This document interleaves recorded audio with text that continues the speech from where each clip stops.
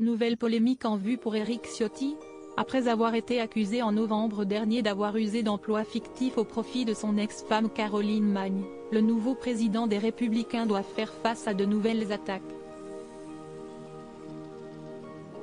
Le média d'investigation Mediapart, repris par France Info, a mené une enquête révélée ce lundi 16 janvier assurant que la mère de l'homme politique profiterait d'une prise en charge hospitalière injustifiée.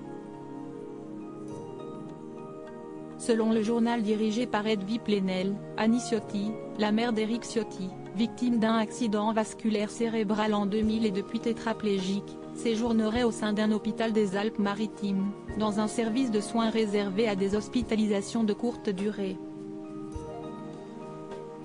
Or, elle y est prise en charge depuis plus de 18 ans. Cette hospitalisation au sein de ce service permettrait la prise en charge intégrale des soins d'Annie Ciotti par la sécurité sociale, alors que son état nécessiterait une prise en charge dans un service pour les soins longue durée, où les frais médicaux sont répartis entre l'argent public et la famille. Cette décision de laisser la mère d'Éric Ciotti au sein d'un service de courte durée aurait permis à sa famille d'économiser 526 000 € au total selon le quotidien en ligne.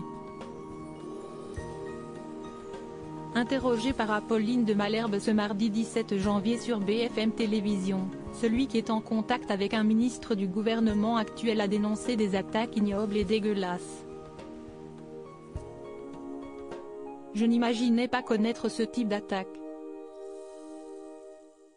On est allé fouiller dans le dossier médical de ma mère, qui a 58 ans, a subi un AVC, qui est tétraplégique, qui vit sur un lit de souffrance, qui a besoin de soins précis.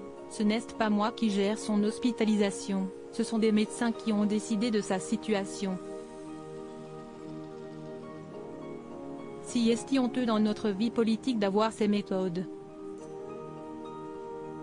Assurant n'être jamais intervenu dans les conditions d'hospitalisation de sa mère, Éric Ciotti a chargé Mediapart à la suite de leur enquête, parce que si est ma mère, elle n'aurait pas le droit à être prise en charge de façon médicale adaptée.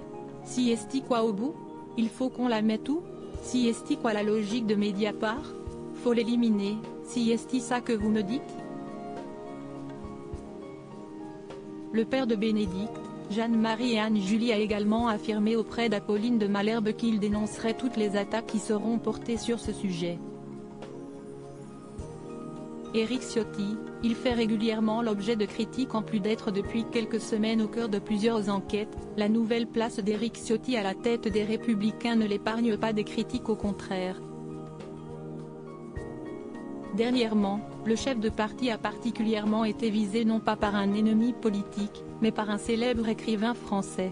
De son côté, Éric Ciotti n'est pas en reste quand il s'agit de formuler des critiques.